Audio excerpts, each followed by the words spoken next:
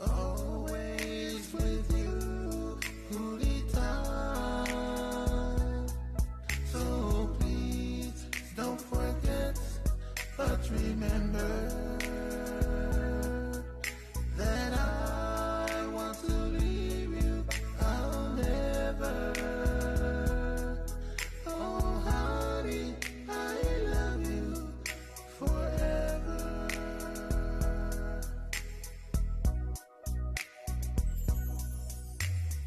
Ifo huna mai e mai le tuunga e o favavale kakala le fili I he kolope la uteine Samoa sili oe.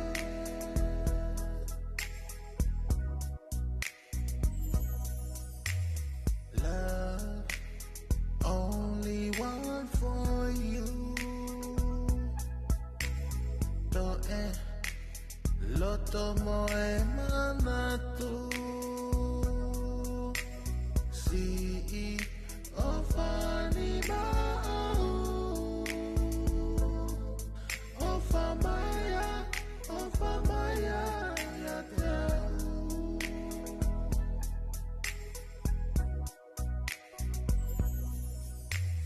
Always with you, time. So please don't forget, but remember that I want to leave you. I'll never. Oh, honey, I love you forever.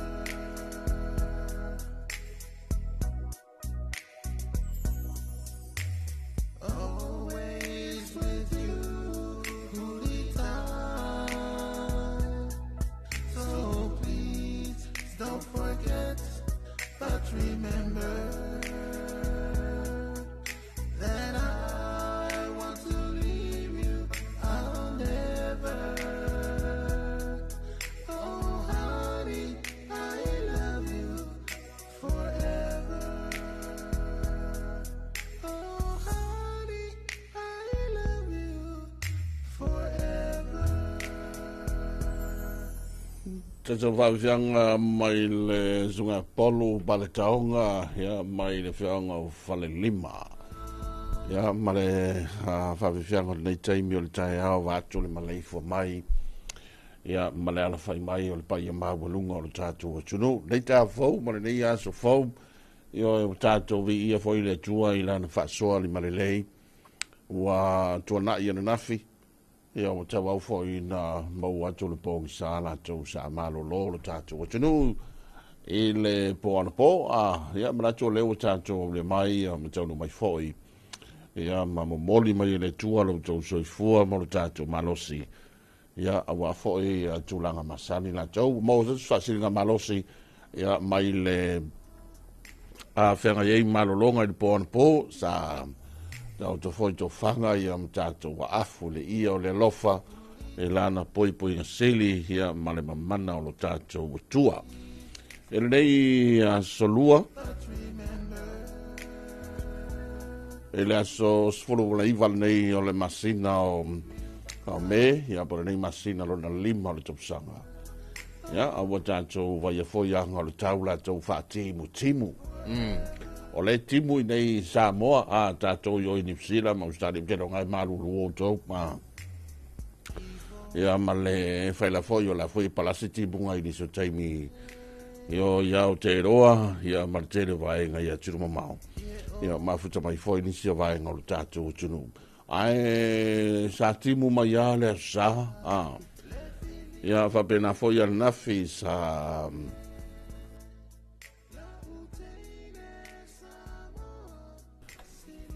Sa vai ala vai tulanga foi le staimititi sa susulu ai avere lai la so nafi. Ya o tele o taimi fa malu. whapepe le ao, ia e pe ona ile so nafi. O le vola sa palasi ti munga i ni so taimi le so nafi, ma le po an po, ia usu mai fo i nei taimi, ia o whapena lava, tai au timu. Ia le voisa susu ia i mai wai ngore tau, ma ngore tau, e le tūlanga la tō le po an po, te lo fo iulo o matei tū, ia ma iai ia le mo malwina ma le matetunga lu tātou tunu o le tūlanga la tō le tau. Ai hei le baba iatu i sa whamtalanga o le nei taimi ma le visa al vai tau, si o tātou se e atu le tala le ma le visa al vai tau. Le i le ima mao te le atu le nitu ina mai le afa le lima i le tau nei. Tai e inga o savili ma timunga, wa ta oto nei saute o Samoa, mai au mai ao ma timu, e a fia i le tino inisi o taimi. O fautuanga mo timunga ma mafa, lo fa malo si apea, mo laufano uma o Samoa, ai i le aso i vai nga uma o le tino, e te ulu wa vaso ai timu, mai ma mafa e pupu, e nisi o taimi, fa bea foi buila ma fai ti tele, e fa tau tau savili inisi o taimi. O le asa lulu tai hao le ata ulu wa wasaloi na timu. Ia, ma le stofi o le afa bena foi o na lagne lei se ia whangana ai ia nai timu e ta ulu wa wasaloi. Tātou se atu i le tūlanga o le tai. O le teiminei o leo wa pēle tai. Le na pē mali tai le toi 5 minute le lua i le wawea nei. Ia, tolu minute te le valu le tau nei, tau le toi te ima ye le tai, toi pele o le tai, le toi sfulfai le tolu le fiafi ana nei, o na toi sua te tu i le tai, le toi lua sfulu le iwa i le po ana nei. Ia, o le...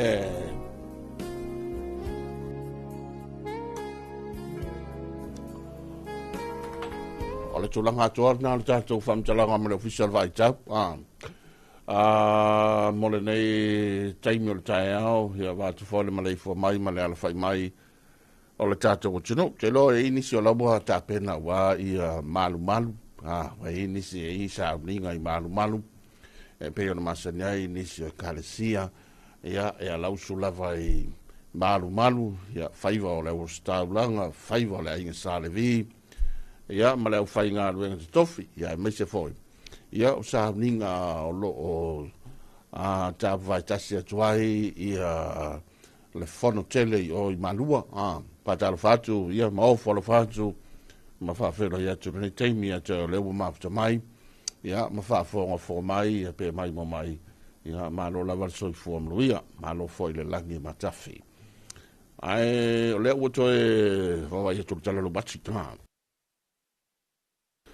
to 5 minute o talo le ono, ia talo ono.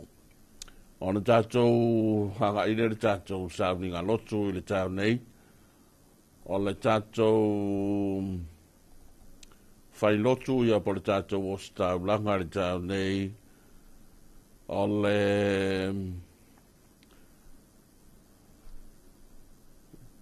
sunga le te akono, sunga le te akono, ale kalesia katoliko ia franiko ia mai le whianga o malie le mtanga luenga le kalesia katoliko ia mai le whianga o malie o le tato o sta ulanga na hele taia nei leo wato e 1 minute on ta leo le tu life ono ia ta leo ono on tato fase elea ia se yo tato momoli foi la palapa o malo ia ma tato mua me ma tato sa o balu tātou vāta puia ma le tua ni tā fau ma le nei asa fau.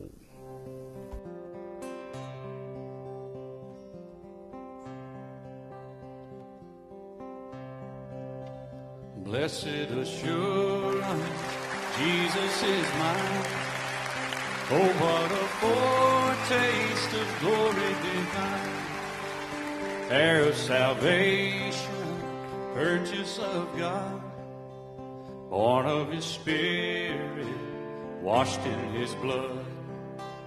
This is my story, this is my song, praising my Savior all the day long. This is my story, This is my song, praising my Savior all the day long. Perfect submission, perfect delight, visions of rapture now burst on my sight. Angels descending, bring from above, echoes of mercy, whispers of love. And this is my story, this is my song, praising my Savior all the day long. This is my story, this is my song, praising my Savior all the day long.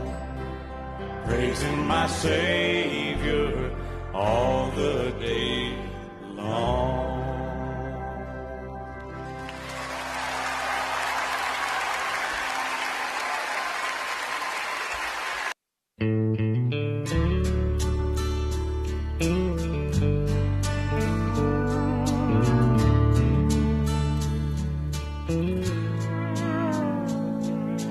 Pass me not, O gentle Savior. Hear my humble cry,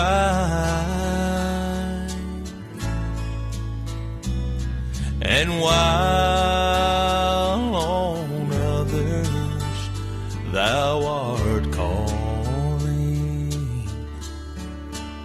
Lord, do not pass me by. Savior, Savior,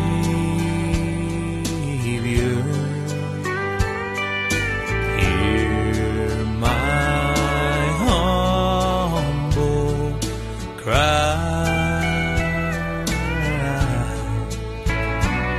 and while on others thou art calling,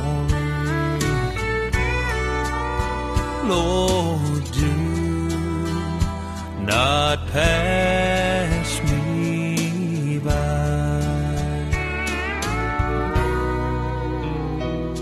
I'm kneeling here in deep contrition,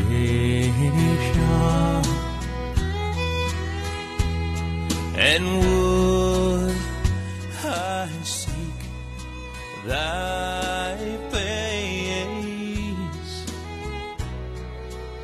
Lord, won't you heal my wounded, broken spirit,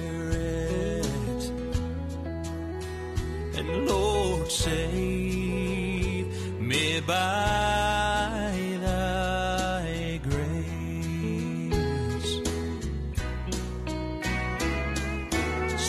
Savior,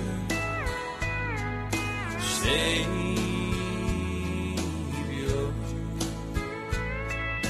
hear my humble cry, and while on others thou art calling, Lord, do not pass me by. Lord, do not pass me by.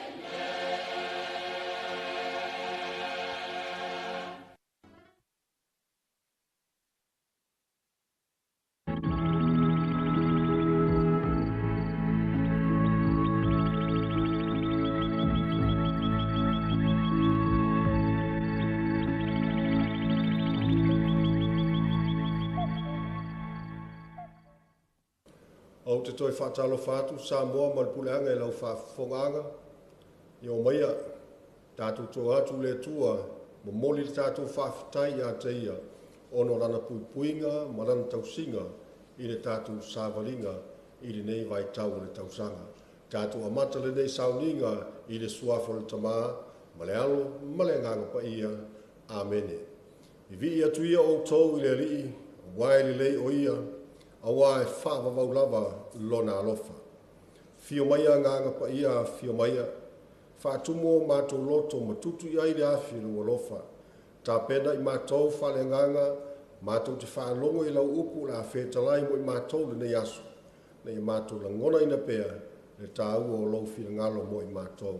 O la mātou o lenga le nātu i a keriso, lo mātou alii. Amene. O la tātou pese atu i le tua i lona vi inga o saunia.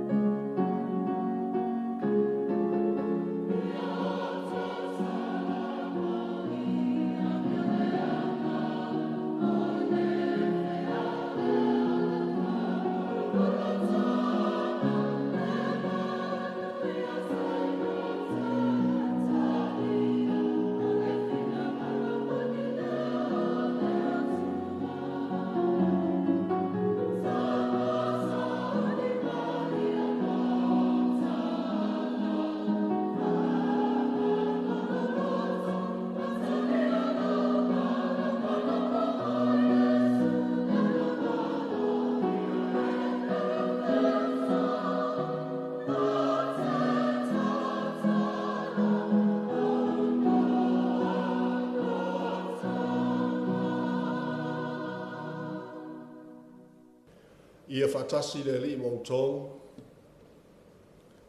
o le folfolanga mai le evangelia pa ia a Ioani, le li ia vi ia oe.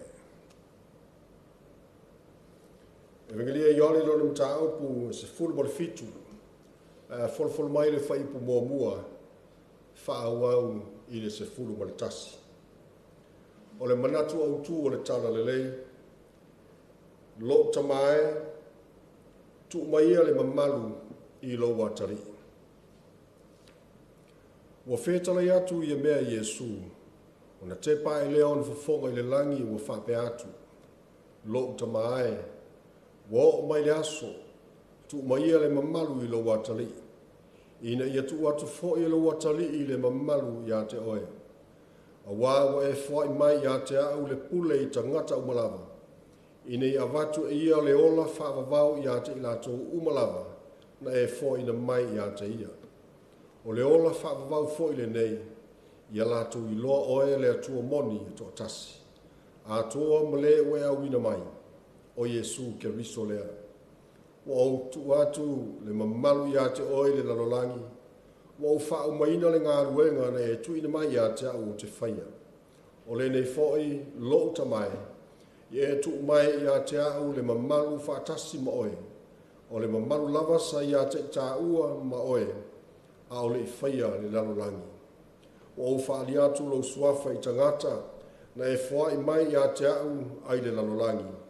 Sa whai i la tau mou, o e wha ina mai wha i la tau i a te au.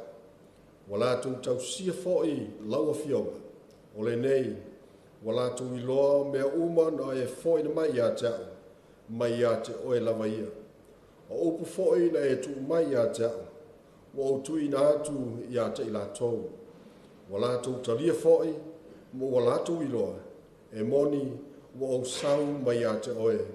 Wa tali tonu foi la tou e a wina mai a, o te talo mo i la tou, o te le talo mo le lalolangi, a o i la tou le e foi na mai a te a wa o tangata lava i la tou. O au mea uma, o au lava ia. O au mea, o au lava ia. Ua vi ia fo i au i ate i la tou. O te le to iai pea i lalolangi, a o i la tou, e i le lalolangi lava i la tou. O te alu atu fo i ate oe le tamapa i ai. E tausi ai la tou i lo suafa. O e na e fo i de mai i ate au. Ina ia tasu i la tou. Whapei o i tā ua. O le tala le lei a le rii. Ia vi ia oe le rii Iesu Keriso.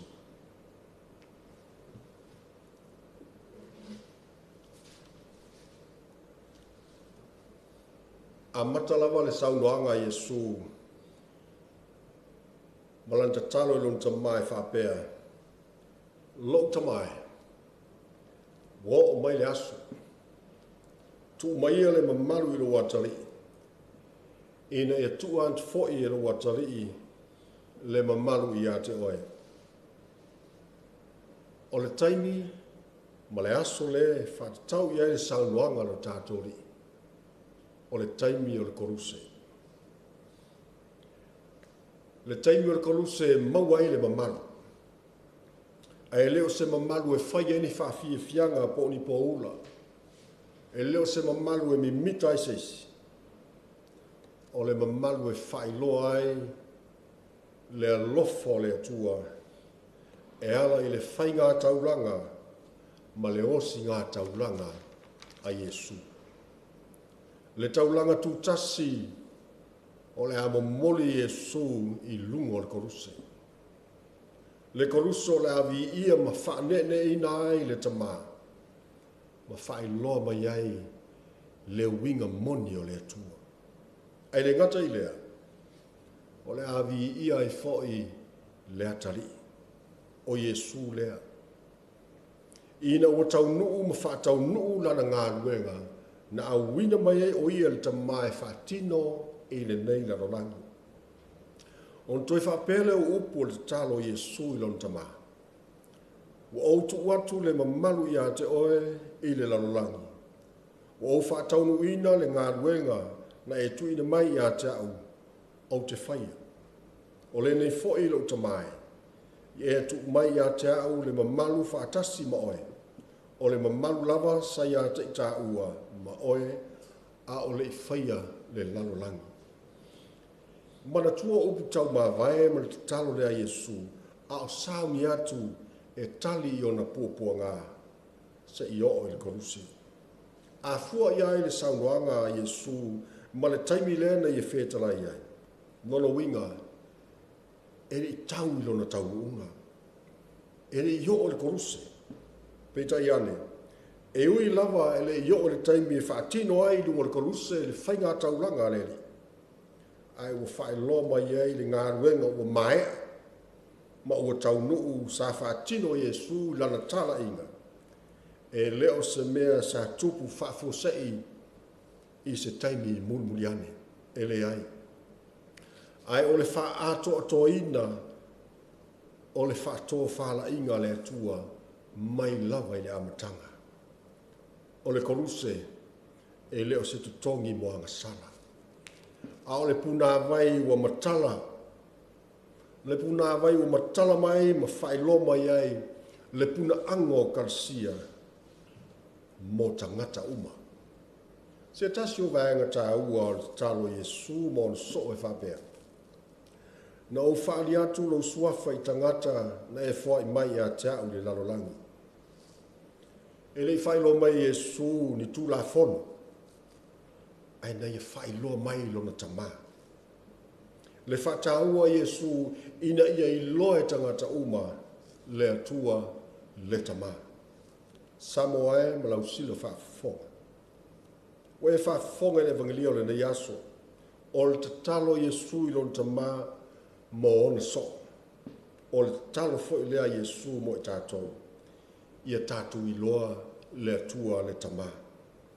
O lo walawina, ma lo walawina. Ia whai, ia matua ato toa. Aua na le whaatau nuu. Ia whaatau nuu ma i o i sona tau nuu ngale lei. Talitonu le manatu a whaatino le tātou walawinga, ma tātou ngā ruenga ma le ato o toa. Ina ia vi ia aile atua. E le ai se masau salo whaamanianga tātou te maua. Whai foi o na tōle pule le atua. Ina ua malielo na whiringalo sa tātou tautua, ma sa tātou au nanga tātou te whaafo i aile vi inga i ataia, ma le mamalu i ataia. E whaapale foi ma whaamaluine i tātou e le atua. Lo tamai, tu maia le mamalu i lau atari. Ia manuia oe Samoa. Amen. Teo tātou te tātou. Whaafitai tere lo mātou tua. Whaafitai mo lau upu mātou whaalongo i aile na yaso. So soni mea i mātou.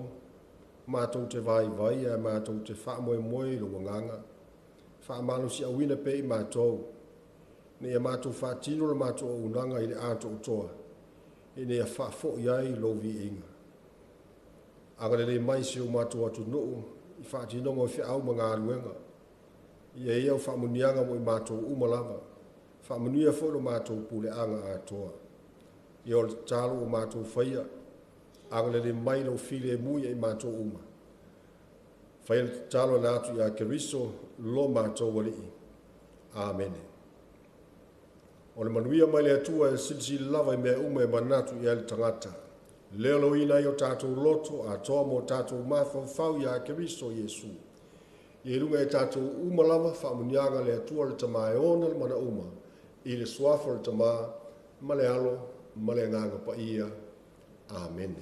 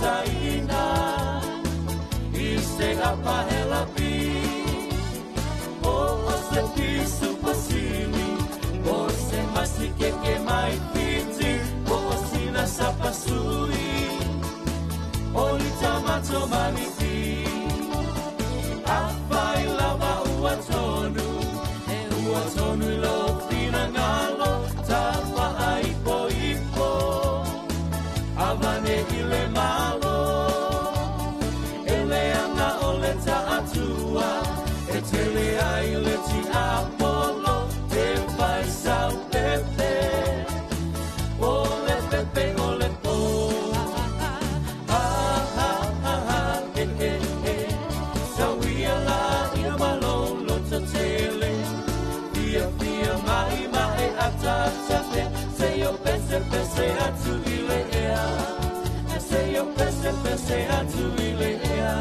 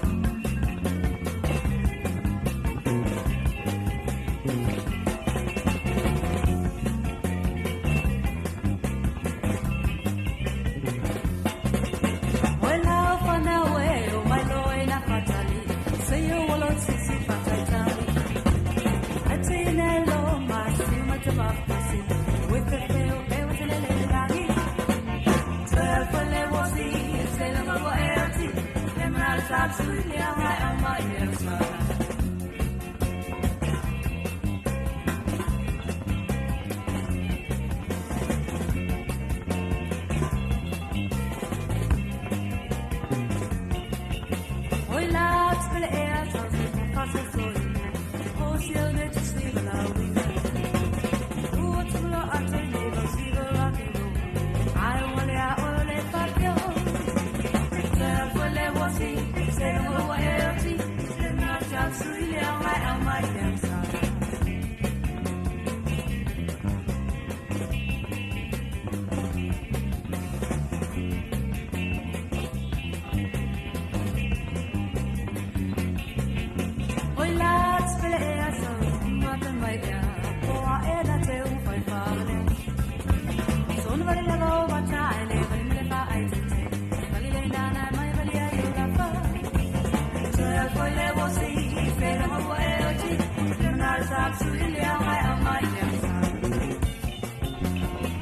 Whawhiwhianga o tai ao mai lea whawesere nā le pēnina o le tia whau i na ua tātou wangai mai ne fwoi taimi ia ai me se lava o tūlanga masani le lauso le tunu o lewa lua sifulua minute ua te ai nei ia le July fitu winga i o sawale wali fwoi le taua tanga la tō tiu te mga wenga ia whabea fwoi wha moi moenga ma lava singa masani lai whanau ia onga e ngatai le tele wa onga le talwhatai ma le taulanga le iho pia ai fa be foi le tele wa onga inu mafia onga tua e ola foi tatou savai ya tele o lo ia mai o le tele nga o le so mai le official vai tau le tau nei ya o le tulanga foi le mo le si le fia to ulva va so lai timu le so ya fa be foi o na mafa i po ini so taimi fa be foi wila ma fai tele e whātau tau fo i savili ni so taimi. O lo iei fautuanga mo ti munga ma mafa, o lo wha mara si a pēha, mo vainga uma o lo tātou o tinu.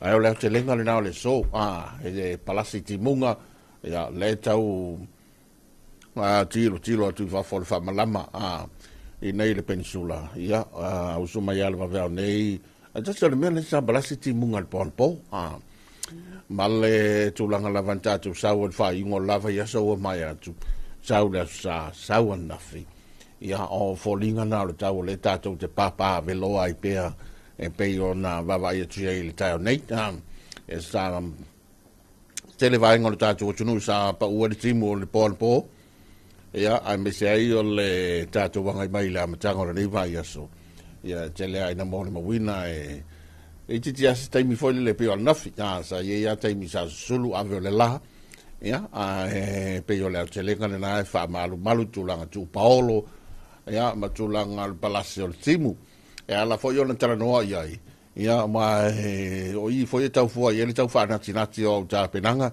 ya me se lava na i fa na ya onga ina ya lava le taimi foi le ya foi ya Paulo le timu te ya fa ngoi des kama i tu le ya onga yo ia pe e fapena le leio la le tau mo si lao fie le vava ia tu fafo ia o anga na o folinga na nei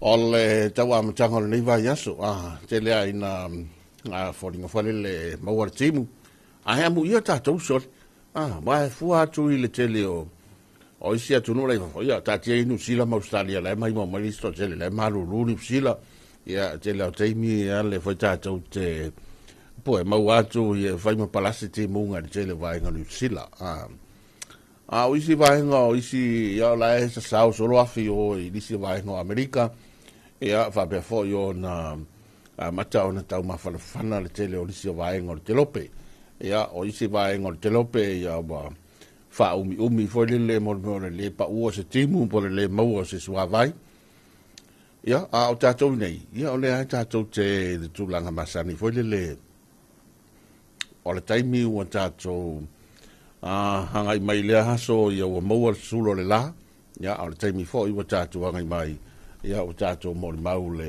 pau o le timu mane e whasusu le lau le ele wa isi o mana onga o le foi tātou te ele vai aso le nei o le vai aso le sesio manga ia tala noa lo le sesio manga ia e tātou tala noa i vaenga o le ngātai whale le foi sa tala noa tai fo i vaenga o tala fo i le tulanga o le oa se so manga ni ngate fale ia ai fa pe fo i le tele o polkalami o lo fa ma ite ia ma fa taunu nai ia le so longa le nei vai aso le sa tala ina le so nafi le fionga fo i le tamalu tanga venga ia le fionga fo i le ali minista o le tanga venga se so manga ia e pe fo yo na fa fonga inisio tato porque la me tala ina o verso ta ua nei o se manga ia e tole mata ia le tele vai nga fo le ngata vai nga pu e sua vai nga apo vai ia o vai tafe vai nga uma fa pena ai mai se lava o le isi vai nga fo le ta fiofio se manga i mo va ma tua ia male to anga to fa poponi sila a to ne o va tu porque la me na fele fa la lo ya ma tari na fo porque la me se manga tele yo to inga la au foi e tuto te le lo ipe fa tau pe te lo la tu fa fu a vole le sa ye foi ni so wa onga sa wai na fele por kalame le tala ino le aso nei ia o le mate tunga foi le leina ia tu atu por kalame nei tonu ha onga ina ia a mata mai na ia le to mai foi le male fa sofia nga foi le fia to tole la au nisi vai e le nga tatou ba por kalame ni por kalame sau mai o i meo por kalame malo o fatasi ele tau fia mal tuna ia le tu langa le so manga vai nga u fata ma ia ma te le swing or tau ma tu o le si o le vela ia ma le tu langa foi le si e ma suata ila tau ia le ma walunga suata ia tasi vai nga le tatu te ba vai tu i meo tali to lunga fa sai nisi e ma fu mai ona ua le ai se so manga ia por me foi le ke nga ka la la au ia o vai nga fa pena ia le la he e anga i mai foi le tele por kalame e ai por kalame tu fai mo me la au fatu la au to inga la au to foi e lo la au fa sai nga le ai o le kala ngua ka le tele no ta to mo me la au vai nga fa sao vai nga la foi e fatu la au au nga le so ma ta fiofi ia le malu mal su le ele vai na pu el suavai e po sao e so le ma io o le sila vai nga le ta ma ua ile ila matanga le verso le nei so manga le sa tala ina le sana le sola tau vai tu por alpo kala me le so tele mo me por kala me foi tau le onga ya e foi la to fam talanga o seminar fa le onga ai e ila male lanu le so ba pi nga fe lang mo nga le blue o neila where are the yellow tole ia kasi mea le kau ya male yellow le ia ole sama de ro war so lua nei so fluiva le fa male por kalame la e mai la e sama taiao molan mumu yo e tawala falele nei la yo sama ya ole na ole foi le e foi tato e foi le lanu fata otto ia mata pena ia o folinga na o le tato lango fatas ia el por kalame le fanga solo al va en al so banga tanga venga le fiona le facility mai te facility ia ai me se foi yo le o nei foi tutino ma nei tanga al venga tele ale tato malo wa i ia ele ngata so manga ngata fale so manga ia la vea male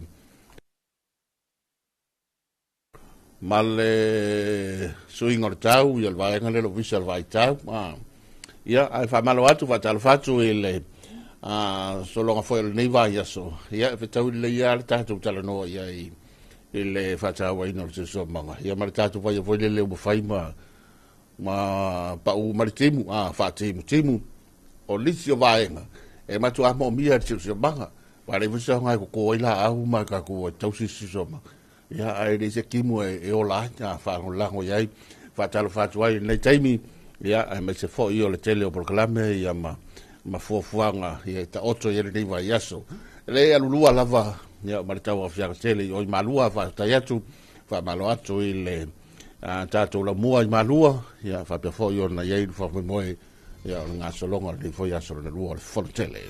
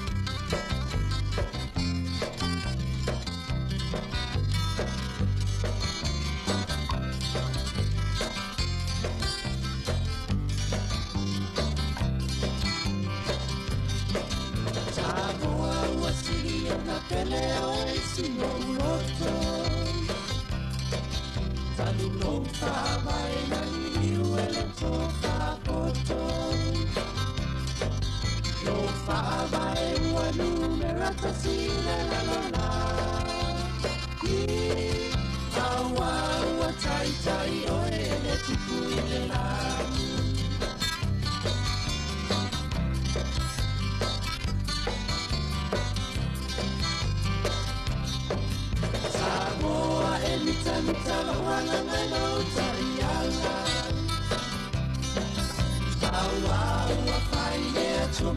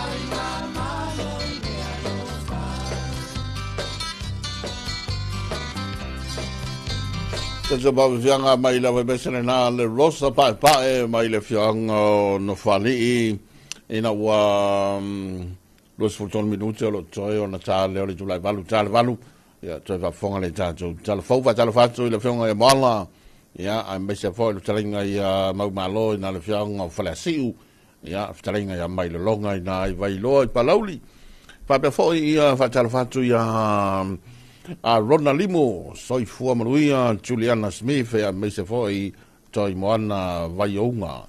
Ma lo lava i nei tau fau, ma nei aso fau, tua tala valu, tua una tua tātou tala fau.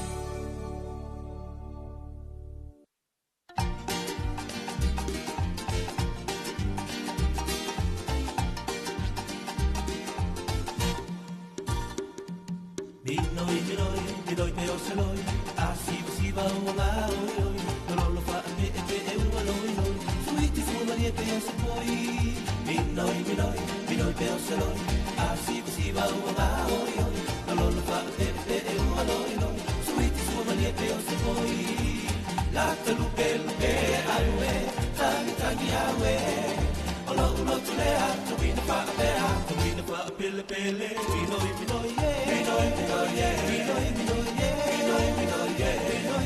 tele, minoi vai la pele.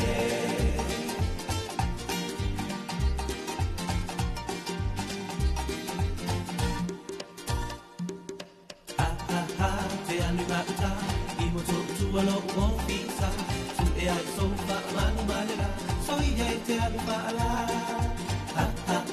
Te animata, imo tu alo o pizza, tu e ai sofa manu malera, so ye te animala.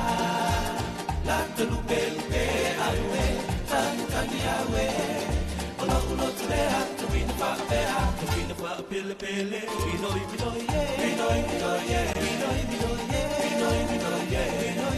tele, minoi vai la pele.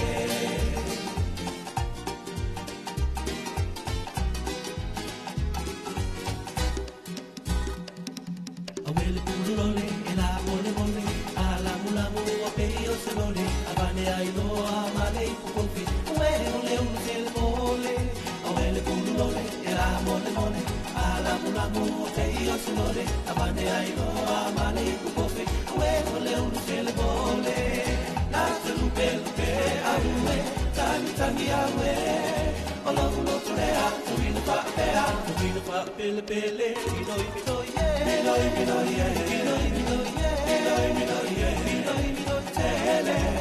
minoi mangiala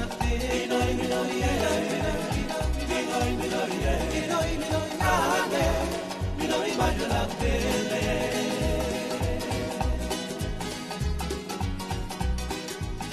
Take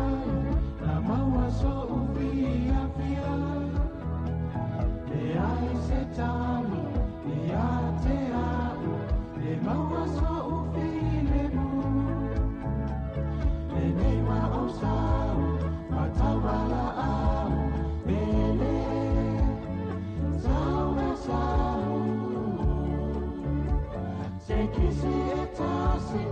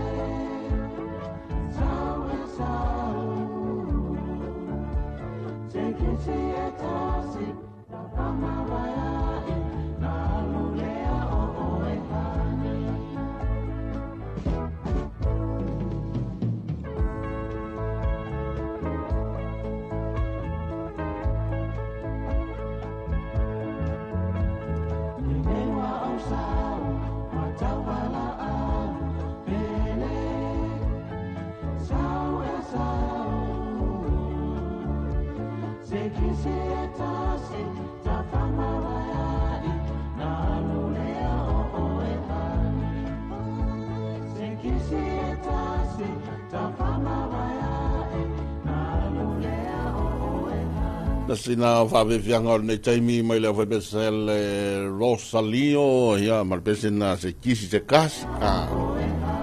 Koe kisi se kasi, ia ngai alu ai dole ki whai ngā ruenga, peke alu rea onga, peke alu whakoanga, peke alu male makakao, peke po wheke alu ia ingi aso. O lea ua tātou angai mai, ia ua foile tāli o le taimi tūna tuai, tātou talafou. Au tau sau nei o la kui fafo vai ko timu mai e rei lo aku se me fafo pupungi aku ele tato potu fasala la vole la foto ai lo al palacio timu ya mo binga sa o a folinga sa o al timu ina wo sa vale kui fafo ya o na foi tau no fai ai fo fanga mai se foi o le nga so longa o tato tunu ya femla inga lunga le la tele fai le mo mai lo sa ya pa fai o le tanga mai tono tau langa te lo foi o lawo o tai e malu le malo e o fa timu ia le la tau ia pitola au masani na ia tau fa tele vave ia ma social foi le pisi masani foi le ale foi le malo ia e polo ka fa solo ato kuku ia le si kuku ia hala wale fa queen mai ka ku io fa malo atu fa tal fatu ile ma volunga o tanto tu ma se foi ia le ma tutua I tonu fo yo ainga I tonu mauta malawa ia fa pe fo I le nga solonga la tau o le tatu o tunu ia ma to tele o le tali malo le tatu o tunu nei te mi lo le tomu mai le fono I malua ngosu nga fono ia ma au malanga mai so se vai ngor te lope ia au ma fo le tau o fianga tele la tau alle kanesia I malua fa malo atu malo so fo maluia tele ia le tulanga la jo o fa moinga ia me se le fa por clamei no leia so fo tanga e tau tele tau tele wa o nisiane fo tanga le ha o le fakasa ia I fo temi fo tanga la jo wa al metisi al confernisi ia fa pe fo ia fo tanga le io chi fo tanga isio kalesia e teimi e fai me fuela tu tau fianga I mfono tanga te tele I nei ia va pe foi fono la tu vol katoliko ia o ava noa sa ili ai foi nisi le ngata o nisi o vaenga tau ona mati ai ia le pitola au o le fatale lenga ia o nisi o vaenga tau o le toi fitu nai wa nei foi meo fainga fa vae ma nei meo tu la fono e o ai e kalesia e te mi arol va be ko sui ka ko ka upule ko sui ka ko fa vai le ai am to sui ta to fainga I o le tau ma le taimi o me sa fa tau I mo fast fulu li mas fulu ka sanga ka wai ia e on te o la uliunga mo me fainga fa vai I o la foi lai e tu langa la to e kalesia ina ia fa tau le ia ala to ta yala ia mo fainga fa vai ia ma le tavelinga o le nei lalo langi tele o lo tātou iai ma kau kia so le ai o leo talia tātou talfou ia bea tāle valu ia fo ia nei aso ia whai o nai tanga mai ia o le whilia o koi ngā kain whapenya I le whai mai listo tele ia o le see fo le ma se so se mea te savali ai wa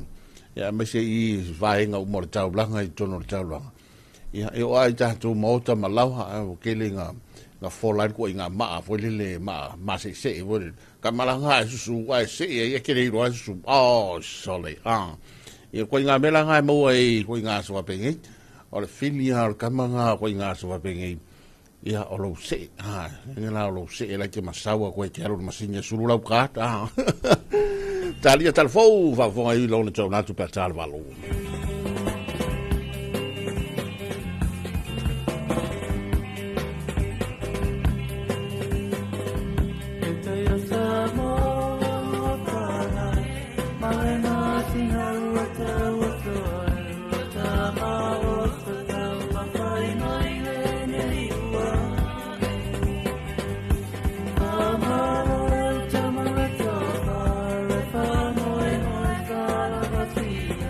Oh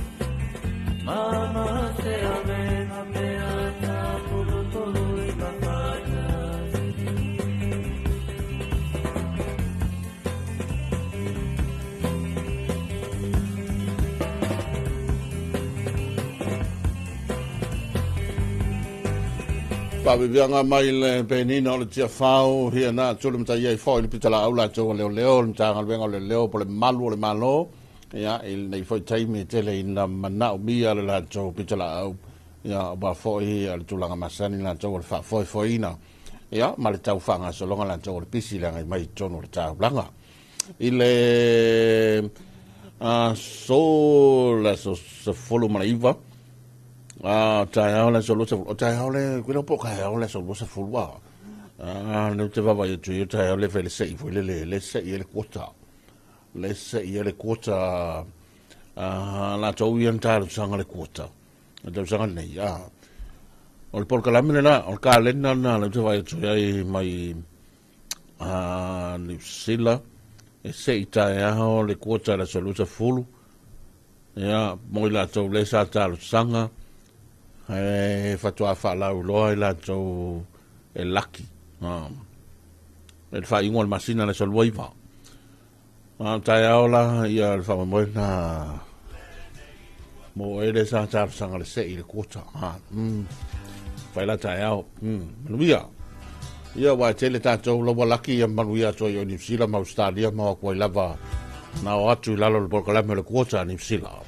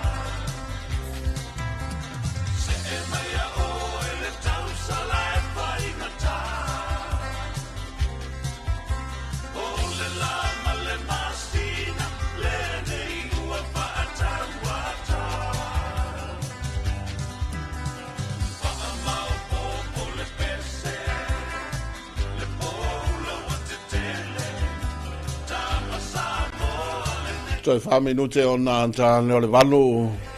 Mana te foi ua hanga i te le whanau ia onga wa la toa ma te le valu ma soinga le wai nei.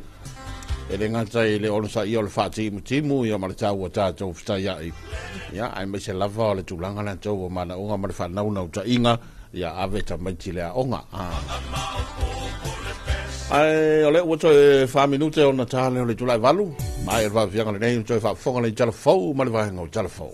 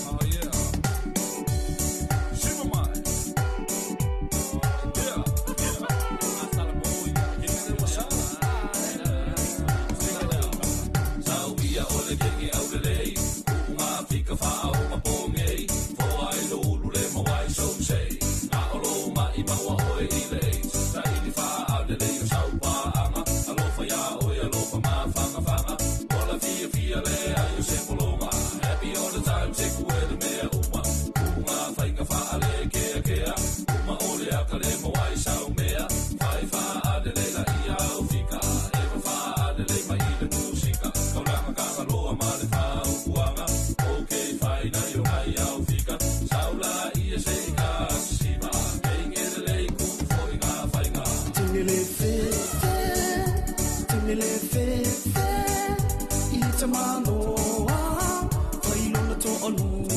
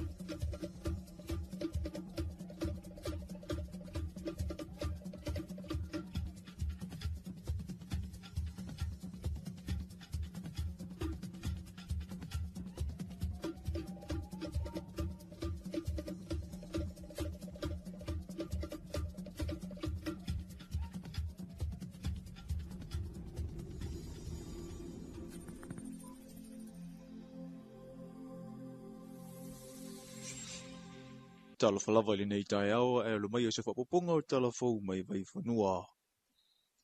I tala a mata, e iwa salau iwa se furu maritasi tu a inga i a ese o lo mauai o ngā sami o Samoa, lima se fulu i tu a inga la au ese o lo ola i ona lau whanua, ai o le 25% o ia la au ua whaamawina e na o Samoa lava lea tunu u e mawai.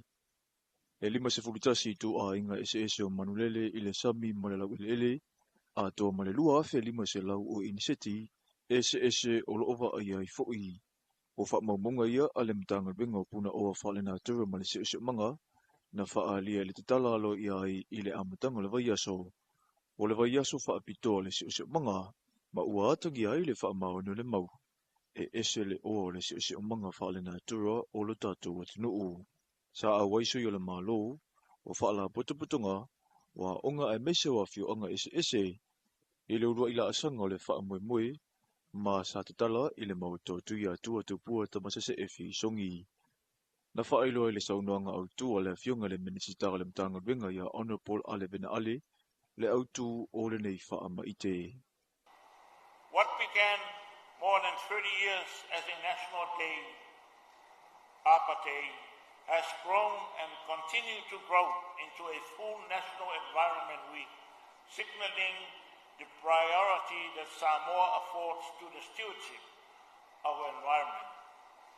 This year, Environment Week covers biodiversity conservation, water resources, forests and wetlands, climate change, disaster management, and waste management. It is a week that belongs to all of us.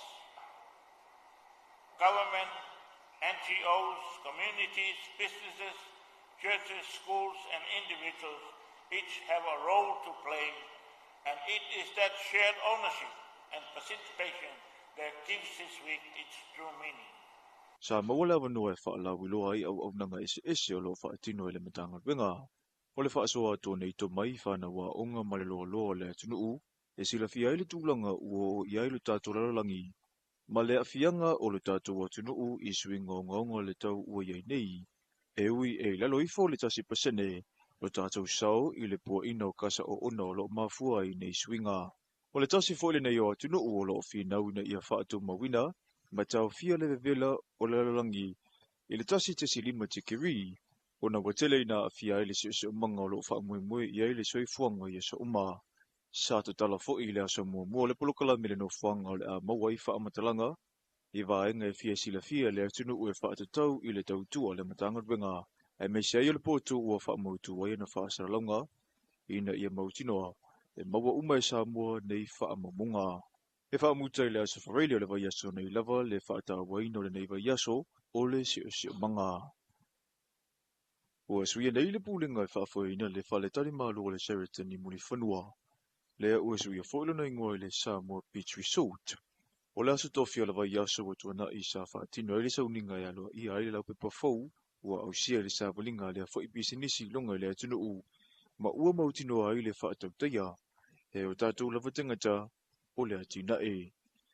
I le malo mana fuafuanga lolo mamau, o le fsoasoani atu i pisinisi e meise le atina o le tūlisi, o le tamu whailava le si itia le tamau a inga, e ono awala mai ai, pe ato telefo i tangata e whaunga ina nei au nanga, e meise le malanga mai peo turisi tawa whao mai mua mai fafo. O le launga au tua la fionga le sui pale mia ia Honorable Mulipola Anarosa ale muli o, na ia ta ua ia silia le selau, ava nofa ngā ruenga o mawhai na maua tātou tangata, i le whaletali malo le nei.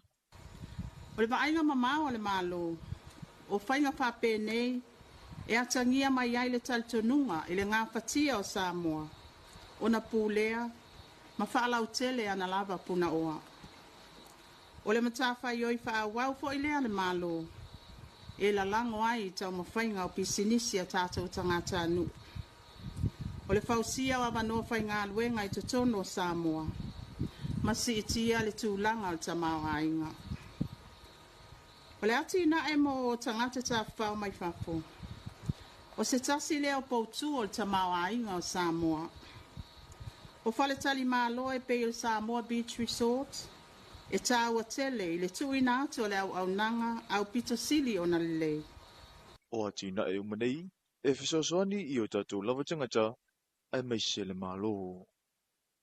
O so se whaanga tamai le tai, e toi te tai e pewhina ngalo tātou tangata I o tātou tūpuanga, ma le ta wasau tua a sa ili mai o tātou lau whanua, I le tele o tausanga ua mawai, o le taalonga le wholonga, po le sailing I le whaperitania, ua ma eo le whatupula I o le whai o whanau la tau te fia iai, ma tino ue whatino, e le ngata o whanau e sa mua lava ia, a o alo fo I mai se tunu o lo tau mo whai lava e a o auto mai whanei una pō mo wholonga, o na whaapopoi le mawai ngā whaale na tura sa ili ero lato a wala ilunga le sami, o le polokala me le whai unga le vai aso, sa whaatino I mulinuu I le pia ia Club Sailing Samoa, ma na wala uli ai le to telo a inga, ma tua ma whanau, e whaataratara noa ma o ina vaenga ese, e whaatatau I le nei whaanga tama.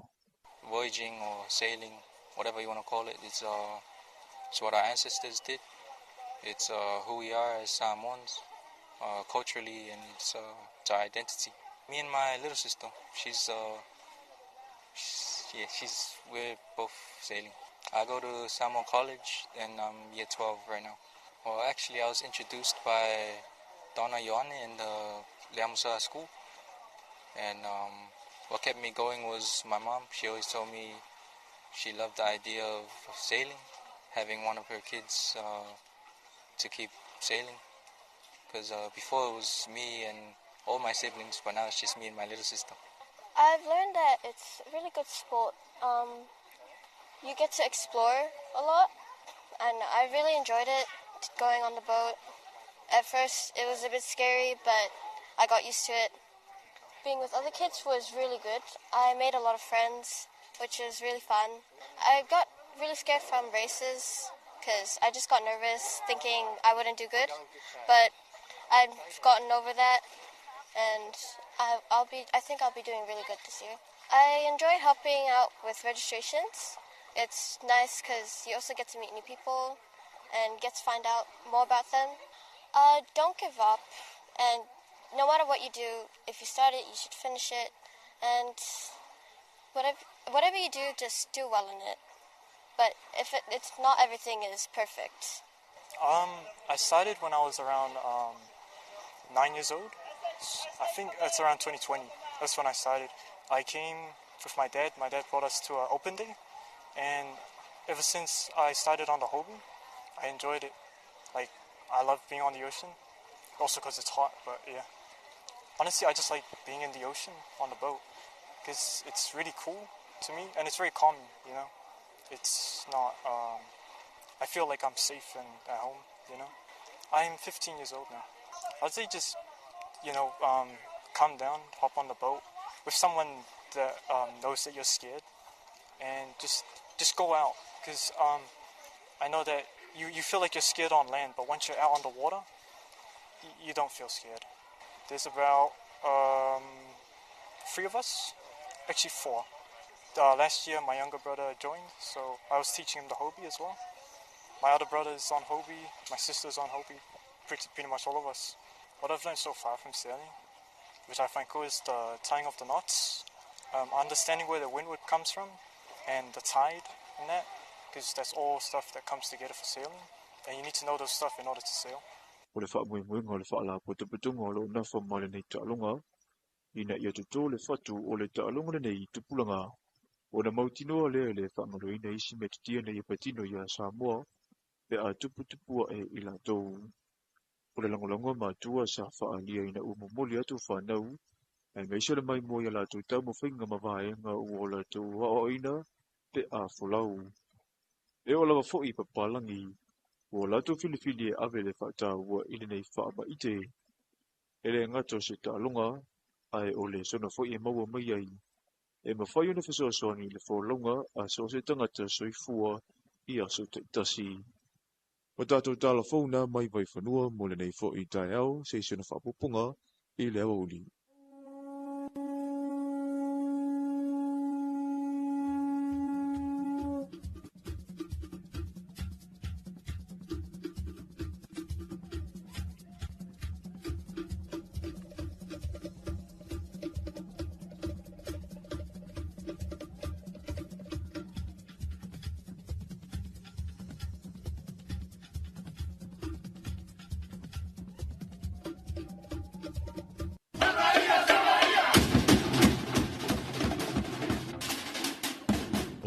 whaafafonga i le tautua le 2AP, le si ufafonga o Samoa. I ana whaasalaunga i le 2AP amo 5 whao.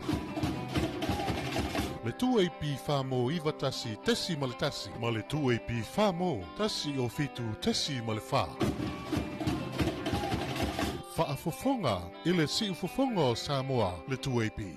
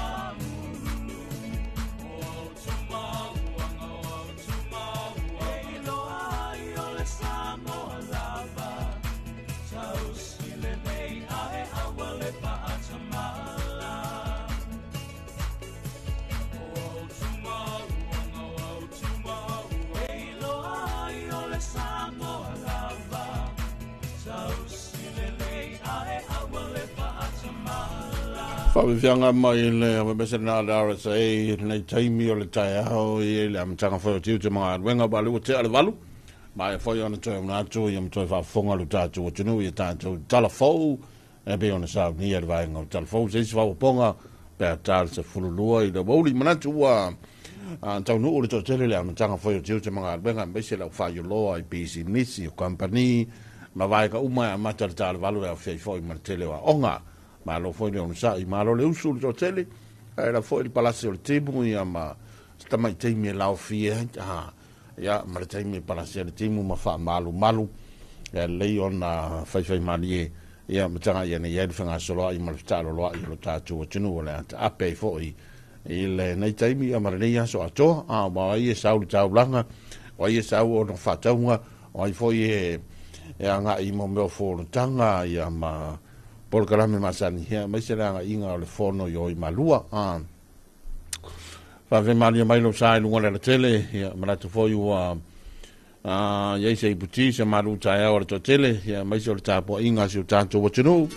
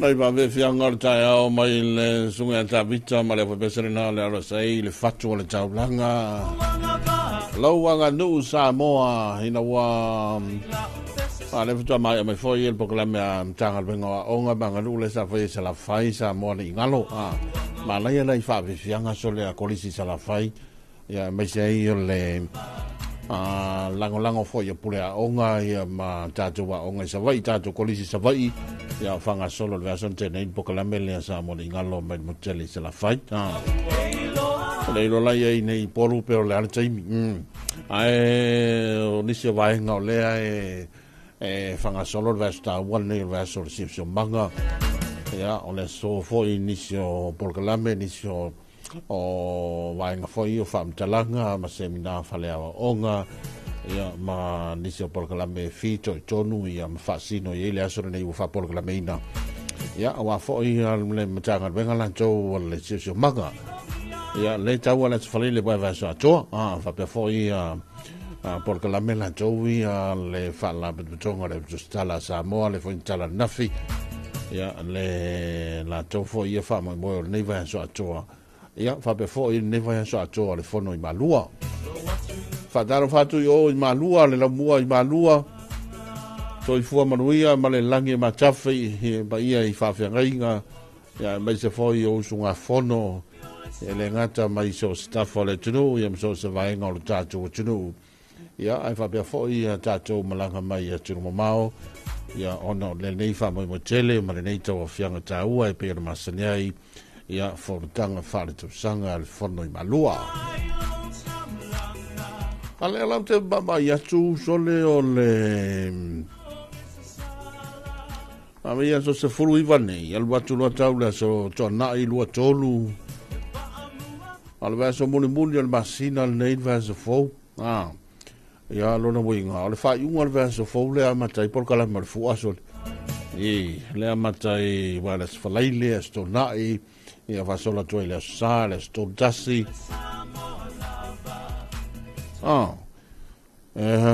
ya por kala me ya va por kala me amatao i por kala me le sa vali le porque la meia o le mautale lu mai mauta fono je fau le fai ai meo ta lolo ya ma vai ngo ma fa pena anta si le on halu nga bave ona mata ita yao ai o tulingo le time ia se con kala tele fa ngai venga il mauta fono ya me se fo io le mauta le fa lo tu sul fono o fa tu la fono le son arme na tele le tau tu le taimi ya tele ala ina ma ke usu fa kasi ma ya le lima le va o pa o sa mala kama ye sol i mauta je fa ya fa pe foi la na ka fiku la fia fitale valvola na kama ya ma lo nga lui fa ma lo tu le ngarbe na tele i mauta je fa ya ona ni son arme nga le tau tau baba ai fole le taimi ia mal fa mo el fa un al verso fo le fanga solo il proclame le ia o ta lolo ia mal fa pa ina foi por tala ina o le tato malai te fau po le mai ngale o motofono ia fiai ma le ofisa o le fa lo tu sul fono ia mal fale le tua fa Samoa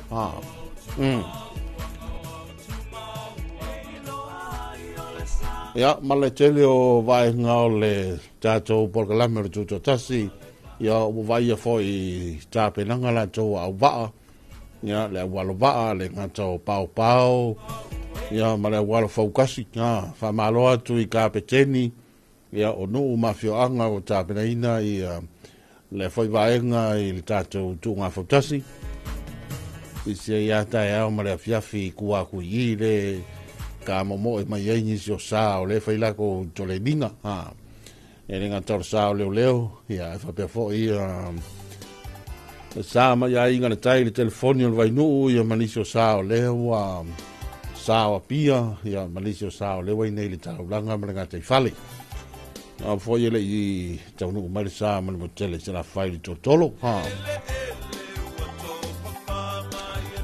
ia o lo fa solo foi programa la so ta longa via foi a longa kirikiti ia talo pole so I lo ai ani so au tawanga I lunga fa mai el jam sanga le ja ta longa kirikiti Samoa ia o ata pena uma hava nga uma na foi ta pena ni so fa tonga ni so no uma fio anga ia o wa ia fa fianga Samoa o pese Samoa o pese fa le no ta sila me la pisi fai pula mai se ai mai se ia tofio tu malo ia malanga mai se vai ta ba fa pe ola pe la ma ko kumalo yo I vai singano na la mai le pisi ia la pisi fai pula su se me a pie ngu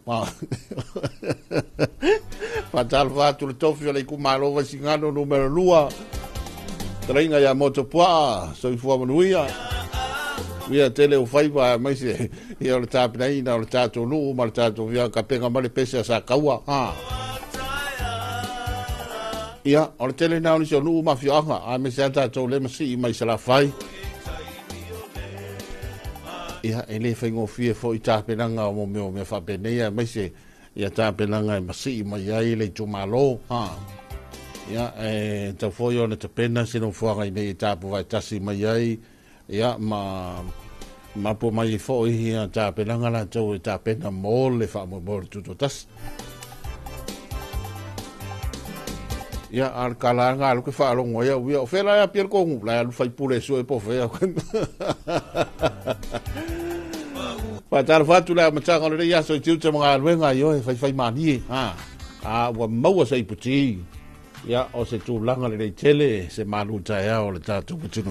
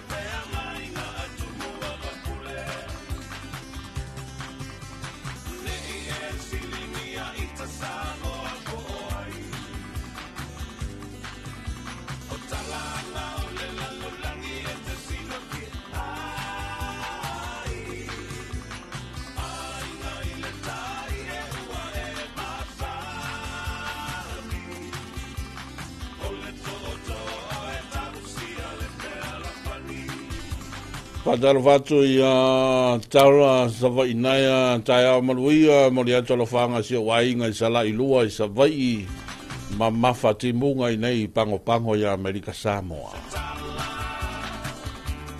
Na mai se foi talinga ia tofu po le usa lale ma mai bo mai Brisbane Australia.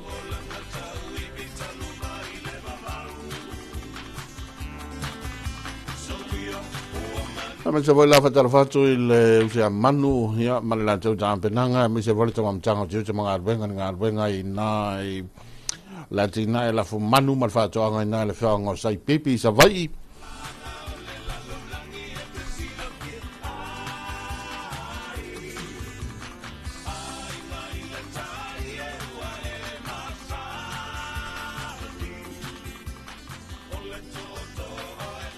fa mai na sama yo fa mai le Ebola ia pole le Ebola la eve vesi mai ai o le tele atunu ia Afrika Sauti me se Congo ala atunu wa Afrika yo sta su fa mai si amale le vai lusi le Ebola ia pole Ebola le ta weisi le Ebola ta weisi le Ebola ia pole lo pole al sa wa anyway se laula tole o mali liu ia ile nei vai aso i fa monga ale so fo malolo ina langi anta se fo fa mai o le bo ma volunga ia le afia ia vai ngo o le telope po ia vai ngo Afrika Sauti ai so fa mai ma fu mai mo meo wa foi o meo manu e vi mo mo wa yo pe o kai pe ia ka ma foi le sa o covid fu vai ia e whapenala ia le afuanga o siama nei pe au ainga ma siama ia le tele ina tātou awa ia le telo taimi ia le whae COVID la tau ia le kamana lea o le siama lea o le Ebola o le te whai tau atu le story le iai e le se tui le se afoi le se vaccine e le se tui foi le wai ai e tiwa ai a pe tape vai lusine nei ia no winga le foi tau fa emo mai le tala no ala tau ma le fa manatu so fu ma lo ina le WHO e tau le mate tu nei taimi ma le fa pe fole o le vatele o na fia ia vai nga yo Afrika ia ele sia male nei ta ia po le vai lusine nei ia kamera ni o le Ebola ia oni se vai nga le ta milo solo ai mo me siama ma fiangia il savili ia wa femlanga i va lele o fe pasia i mai va o isia ku isia tunu wa masau foi le alo le e ma savili ia ma tafi mai ai kama i o siama ma vai lusi ese ia e ha tele tatou te mate tu ai pe i o tatou ia i tu langi ia malu poi ia mai le tele fa mai o lo tatou fai ma tatou va vai tu ia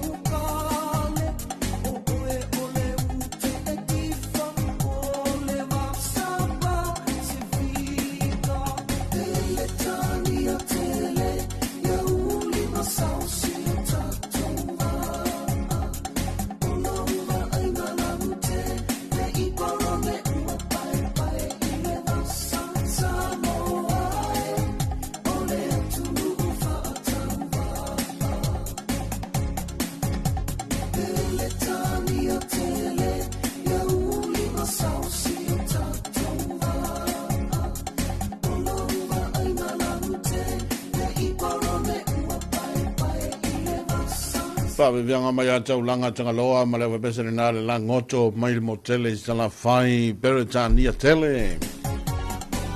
Ape la fai palo tala tō Peretania. Ina wato e fulvalu minuti o ni tāle no le iwa, tāle jona liu, yung whase a foi tātou whase launga. Ia wale tūna mai o tala mai le walesi whase laua ni sila ngana Peretania.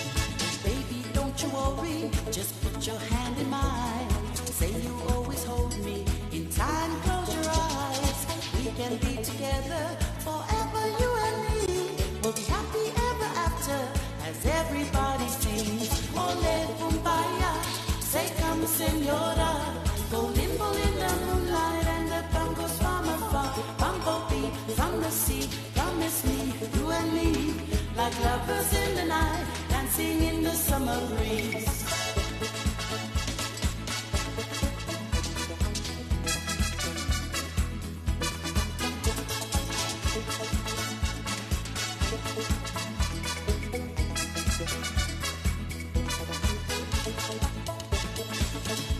Tonight it seems so heaven, I came to say goodbye. So please don't stop the music, let's dance till we die. See that body shaking, suited jungle beat. And you can be my angel, as everybody sings.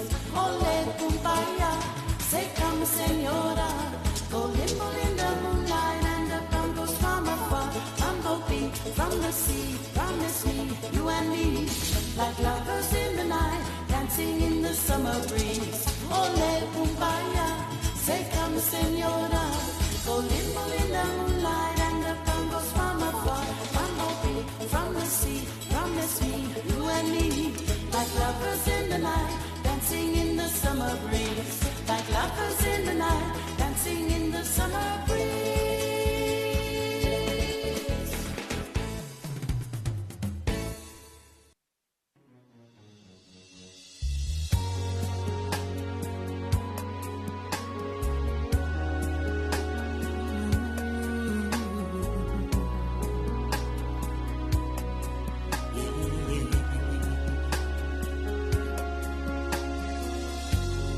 Darling, we'll live on our own fatally. Polea is a tiny. Tita umyai, if we are there, oh,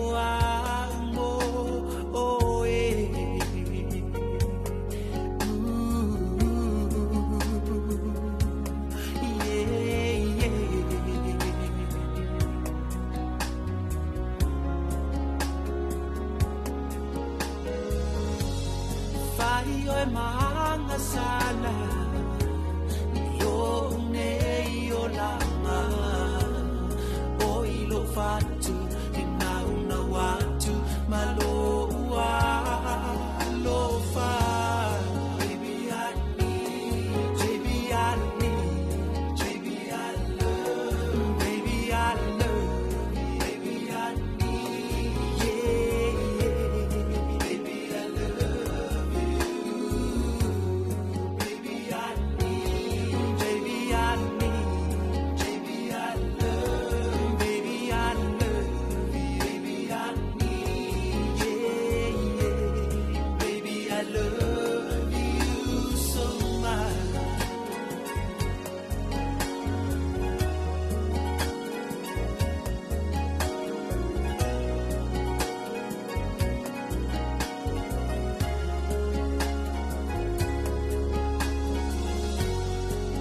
Unei mafaufama, tupu pei taimi uma, lola lele, itu mai pea, pei o se ata I o uluma. Baby I need, baby I love, baby I love, baby I need, yeah, baby I love you.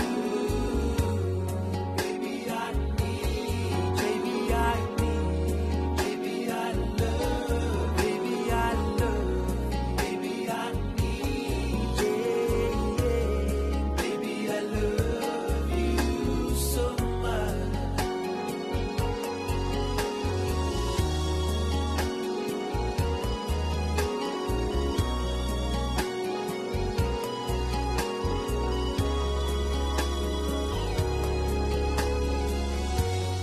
Baby I need, baby I need, baby I love, baby I love, baby I need, yeah, baby I love you.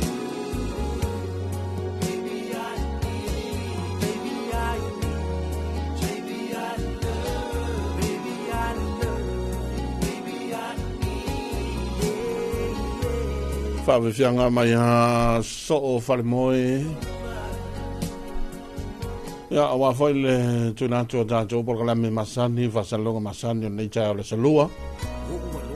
o hamatai foi ngā ruenga i le telo ni ofisa foi ngā ruenga ia matulanga masani o lewa ia i tātou o tunu vātu foi le hangai mai ia pa ia mawalunga o tātou o tunu ia o taitai o le tunu ia whaurulunga o mtanga ruenga ia mai se fo ia le ia i tono ainga i tono i kalesia i fonatanga i kalesia ia whape fo ia tau mo whainga lantau o iai leo whai whātoanga ia maletai au whātimu wha malu ai o leo te 7 minute o na tāle o le tula iwa tāle iwa ia o na tātara leo lei tala mai le wale se whasalau ni silan ngana Peretania mai manatu o tau lunga toi male tātou live o nei tai au le salunga tātou whila i le tai au se isi whapoponga manuia te leo whale ma leo whafo o tātou o te nui lava singam tiu te mga anuenga.